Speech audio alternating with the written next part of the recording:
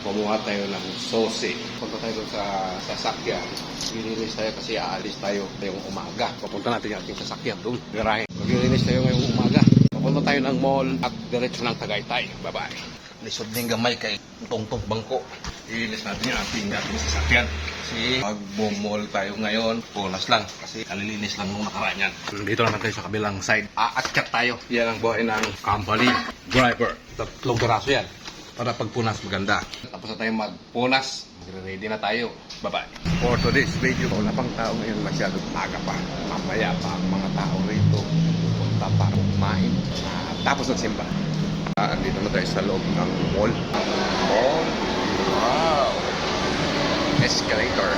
Medyo malamig. Konti ang tao. Kakain na tayo. May restaurant kasi dito guys sa loob. Kakain muna tayo bago tayo matambay. Yan. Isda yung ulam natin.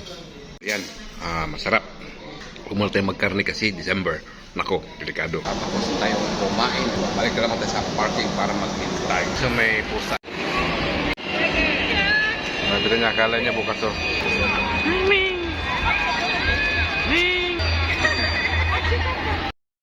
Mas may trabaho eh. Bago matagsa na. Makina naman ulit tayo sa escalator. Sorry na naman tayo sa kabilang mall. Exit na to guys, papuntang ito kababa, side side. Yung tindahan ng sapatos dito. Titingin tayo sapatos. 3, 2, 1, ba! Yun na guys, sinecheck natin yung ating makina kung may brake fluid. Yan, lalagyan ng tubig. Yun. Oo.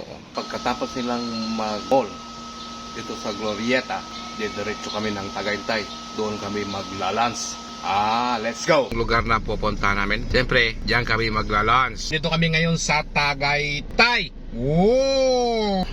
Dito kami ngayon sa Tagaytay. Dito kami naglalans sa may Palm Resort. Sarap. Pupunta tayo dito sa isa galan tayo rito kasi may mga inaayos na at hihintay pa tayo sa kanila. Nandito kami sa Tagaytay sa isang resort. So yun nga guys, makakita tayo ng hinahanap natin. Mabilis sa patakbo. Ganda! Paligid niya. Lalakad-lakad muna tayo kasi busog tayo eh. Habang dito tayo sa Tagaytay, maruming sasakyan natin. Maglilinis tayo, tingnan nyo. Dumi-dumi oh. Pupunasan natin ngayon yan. Habang naghihintay tayo, bye-bye. Papasok to doon sa loob ng CR. Magsisimple tayo, magpiga ng basahan. Para basa. So yun na nga guys, nakapiga na tayo ng basahan doon loob doon. Simple tago-tago. Bubuksan na natin ang ating service. Kasi marumi guys. Okay, lilinis na tayo. Bye-bye. Sa tinawagan tayo kasi mayroong take out. Yummy. Bye-bye. Tapos na yung paglinis natin ng sasakyan. Kainit.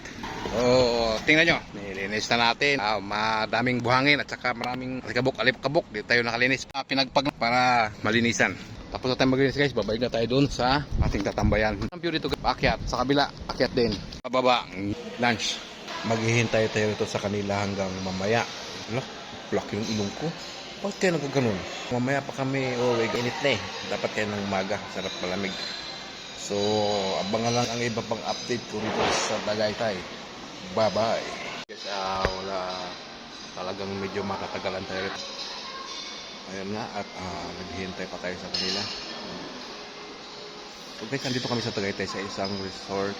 So, ito ang lobby guys. Entrance. Yung labay ganda. And ang garden niya guys, konti.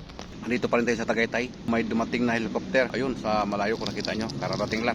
Malapit na mag-alas 5, medyo malamig na. Papasok tayo sa loob mamaya.